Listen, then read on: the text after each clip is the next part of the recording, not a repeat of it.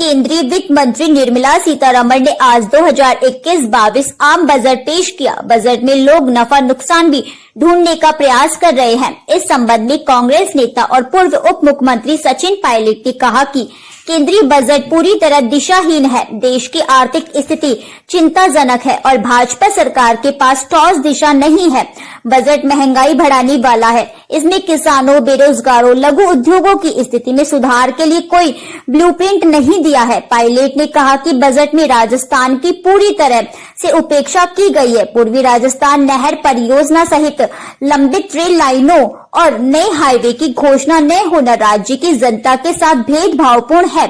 वहीं दौसा विधायक मुरारी लाल मीणा ने इस बजट को पूंजीपतियों के फायदे का बताते हुए पूर्वी राजस्थान की उपेक्षा का आरोप लगाया है। हालांकि कुछ लोगों ने बजट को निराशाजनक तो कई लोगों ने इस बजट पर मिलीजुली प्रतिक्रिया दी। हालांकि भाजपा कार्यकर्ताओं ने बजट की सराहना की।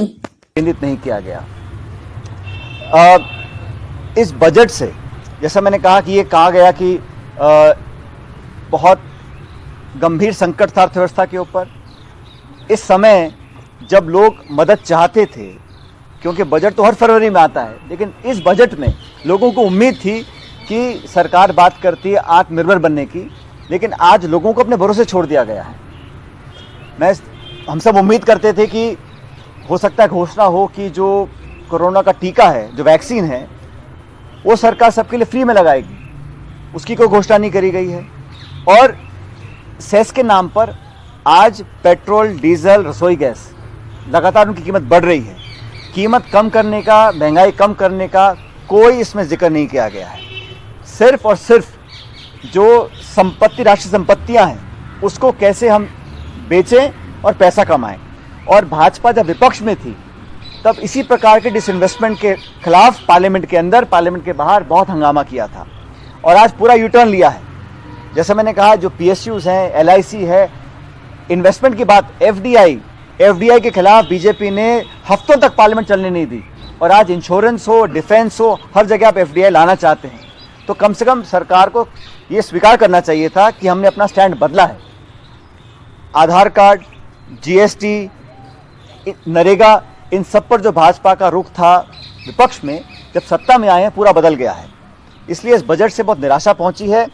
और बहुत से विशेषज्ञ, मैं सुबह से देख रहा था, कहते हैं कि इस बजट से इकोनॉमिक रिकवरी हो रही है। अगर इकोनॉमिक रिकवरी सिर्फ शेयर बाजार के आंकड़ों से होगी या चंद पूंजीपतियों के और पैसा कमाने से होगी, तो रिकवरी इस देश के किसी काम की नहीं है। रिकवरी तब है जब इस देश में कुपोषित बच्चों की संख्या कम होगी। रिकवरी तब है जब किसान के हाथ में पैसा आएगा। रिकवरी तब है जब मध्यम वर्ग की, हमारी गृहिणी के हाथ में खर्च करने को पैसा ज़्यादा आएगा। अगर आप लोगों के खातों में पैसा डालें और लोग अपने रोज़मर्रा के जीवन के लिए चाय, सब्जी, घी, तेल, कपड़े, जूते, चप्पल लेंगे, तो कंजम्पशन बढ़ेगा, डिमांड बढ़ेगी और लोग मैन्युफैक्चरिंग और करेंगे। इन्होंने क्या किया, सिर्फ बड़े बड़े सेक्टर से पैसा डाला है। और मुझे लगता है कि इस बजट में कोई दिशा नहीं रही। उन्होंने सिर्फ अपनी जान बचाने के लिए आज भाषण पढ़ दिया, स्टेटमेंट, लेकिन उसमें ठोस कार्रवाई, और खासकर मैं दोबारा कहना चाहता हूँ, देश में जो 3 कृषि कानून बने हैं उसके विरोध में जो माहौल बना हुआ है, आज भी लोग धरने पर बैठे हैं, उन लोगों को संतुष्ट करने के लिए ना तो MSP की, ना कृषि की बजट को बढ़ाने की घोषणा की गई, और बजट को कम करने का काम किया गया है। रक्षा बजट का कोई जिक्र नहीं किया, पहली बार देखा है हमने। तो मैं सिर्फ बुराई नहीं कर रहा हूं, लेकिन मैं वास्तविकता बताना चाहता हूं कि इस बजट से राजस्थान, हम उम्मीद करते थे जो ईस्टर्न कैनाल है, जो 35,000 करोड़ की योजना है, उस पर कोई घोषणा होगी, क्योंकि सारे सांसद हमारे भाजपा के राजस्थान के हैं। हो सकता है सरकार पे कुछ प्रभाव डालकर हमारे प्रदेश के लिए कुछ घोषणा होती, क्योंकि यहाँ चुनाव 3 साल तक नहीं है, तो यहाँ कोई घोषणा कर ही नहीं गई। इस प्रकार से जो बजट आज प्रस्तुत किया गया है वो बहुत निराशाजनक है।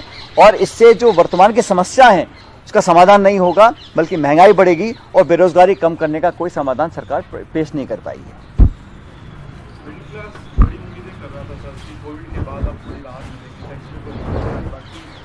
अब 75 साल से जो ज़्यादा लोग उम्र में हैं उनको राहत दी है। क्या राहत है कि आप इनकम टैक्स मत भरिएगा, लेकिन उनके कोई टैक्स स्लैब में बदलाव या उनको अतिरिक्त धनराशि या कोई पेंशन, ऐसा कुछ नहीं है। एक राहत दी है कि आप इनकम टैक्स मत भरिए। ये कैसी राहत है भाई? और जो मध्यम वर्ग है इस कोरोना काल में, देखो उद्योग बंद रहे, कारखाने बंद रहे, दुकानें बंद रहीं, सब बिजनेस ठप रहे, सिर्फ कृषि क्षेत्र ठप नहीं रहा, किसान ने खेती करना नहीं छोड़ा, तभी आज हमारे भंडार भरे हुए हैं अनाज से। उस किसान ने जिसने लॉकडाउन और महामारी के टाइम पर भी अपना काम करना नहीं छोड़ा, खून पसीना जैसे भारत सरकार ने बजट कर दिया, अब उसमें किस तरह का बजट आप देख रहे हो? देखो, वर्तमान में जो सबसे बड़ी समस्या है वो है पूरे देश के 70 से 80% जो कृषि आधारित किसान भाई हैं, पिछले 70 दिन से वो परेशान हैं तीनों कानूनों को लेकर के। हमारे लिए तो सबसे बड़ा बजट होता है कि वो तीनों कानूनों को वापस लेने की आज सरकार घोषणा कर देती, जिससे पूरा देश परेशान है, किसान परेशान है। बाकी मैं समझता हूँ कि एक जनता को भ्रमित करने वाला बजट है, जनता को एक तरह से अब तक जो बजट इनके पिछले पेश हुए हैं वो भी कोई ठीक नहीं रहे। युवाओं के लिए रोजगार की बात करनी चाहिए, इन्होंने 2 करोड़ युवाओं को हर साल नौकरी की बात करी थी, उसके बारे में कुछ नहीं बताया, कोई विषय डेवलपमेंट के बारे में कुछ नहीं बताया, और सबसे बड़ा जो किसान इस टाइम परेशान उसके बारे में कुछ नहीं बताया, इसलिए हम बजट की घोर निंदा करते हैं। सर, जैसे महंगाई को लेकर भी कुछ ज्यादा खास नहीं, पेट्रोल डीजल के दाम बढ़ रहे हैं। ऐसा है, जितने दाम मोदी की सरकार में डीजल पेट्रोल गैस के बढ़े, इतने कभी भी बढ़े नहीं, और सरकार करीब 28 से 32 रुपए पर लीटर चार्ज कर रही है, और इससे आम जनता परेशान है। यदि हमारी सरकार में 1-2 रुपए बढ़ जाता था तो पूरा देश बंद करा देते थे। मैं समझता हूँ कि इससे भी आम लोग परेशान है, हर काम से उनके से परेशान है। धन्यवाद। क्या प्रतिक्रिया? सरकार द्वारा शानदार बजट दिया गया है और व्यापारी वर्ग को इसमें काफ़ी फायदे दिए गए हैं, और कोरोना काल में जो घाटा हुआ था उसकी पूर्ति करने के लिए बजट में उसमें कई प्रकार की छूटें दी गई हैं। तो जैसे LIC की हिस्सेदारी बेचने की बात कर रही है सरकार, तो कैसे देखते हो? LIC की हिस्सेदारी देने से आम पब्लिक को फायदा होगा, इसमें कोई नुकसान वाली कोई बात नहीं होगी। कैसे फायदा मानते हो? फायदा ये होगा कि जो इसका पैसा आएगा वो पब्लिक में काम में आएगा। अच्छा, जैसे अभी 15 साल पुराने वाहन भी सरकार इस तरह की बात कर रही है, हाँ, तो उसमें कैसे देख रहे हो? ये पुराने जो वाहन की बात बताई गई है, ये दोबारा काम में आ जाएंगे, किसी को नुकसान नहीं होगा इससे। तो कुल मिला किस तरह का बजट देख रहे हो आप? बजट आम पब्लिक के लिए शानदार बजट है, और जब क्रियान्वित होगा तो और भी लोगों को इसका फायदा होगा। अभी हो सकता है कुछ लोग इसका विरोधी, इसका बुरा बताएं, लेकिन जो इसके फायदे नजर आएंगे तो बजट इस साल बहुत बढ़िया रहेगा।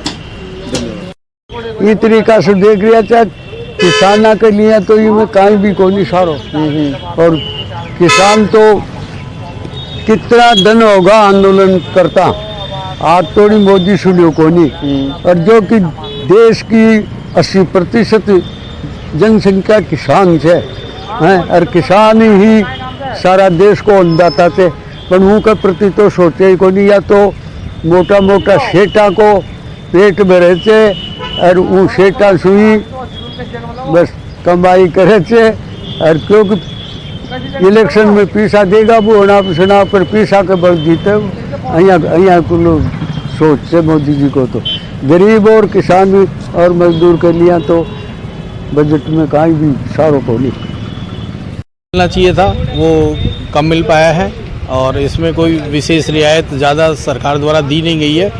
फिर भी मिश्रित रूप दे सकते हैं इसको, बजट को। इसमें जिस हिसाब से सब्सिडियाँ हैं या अन्य कोई चीज़ें किसानों के लिए है, वो थोड़ा इसमें कम रिलैक्स दी गई है। मतलब कर्मचारी किस तरह देख रहे हैं इसको? कर्मचारी इसमें कोई ज़्यादा अच्छा महसूस नहीं कर रहे, उनके हित को ज़्यादा सरकार ने ज़्यादा ध्यान नहीं दिया गया है।